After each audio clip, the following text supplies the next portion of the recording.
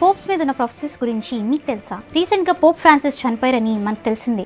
అయితే ఇందులో ఒక హిడెన్ ప్రాఫెసీ ఉందని అందరు చెప్తున్నారు. వాటికన్ లో ఉంచబడిన డాక్యుమెంట్స్ ప్రకారం ప్రపంచం అంతానికి ముందు ఫ్రాన్సిస్ చివరి పోప్ గా ఉంటారని అందులో రాసి ఉంది. 1100 ADలో సెయింట్ మాల్కే అనే ఆర్క్ బిషప్ కి ఒక దర్శనం వచ్చింది. అందులో తన తర్వాత రాబోయే పోప్స్ నుంచి చివరి పోప్ వరకు తను చూశానని చెప్తాడు. ఇదే కాకుండా the prophecy of the Pope's అనే టైటిల్ తో ఒక బుక్ రాసి అందులో తన తర్వాత రాబోయే 112 పోప్స్ గురించి 112 లాటిన్ ఫ్రేసెస్ లో రాశాడు. రాసినట్టుగానే ఆ పోప్స్ యొక్క జనన మరణము అనేది ఉంది. ఉదాహరణకి సెయింట్ జాన్ పాల్ II అనే పోప్ గురించి అతడు లాబర్ ఆఫ్ ద సన్ అనే ఫ్రేస్ ని రాశాడు. అతను రాసినట్టుగానే సోలార్ ఎక్లిప్స్ అప్పుడే జన్మించాడు, మళ్ళా సోలార్ ఎక్లిప్స్ అప్పుడే మరణించాడు కూడా. ఇప్పుడు ఈ ప్రాఫెసీ అనేది పోప్ ఫ్రాన్సిస్ దగ్గరికి వచ్చేసరికి ఈయన మరణం తర్వాత 2027 లోపు తీర్పు దినం రాబోతుందని ఆ బుక్ లో రాసి ఉంచాడు.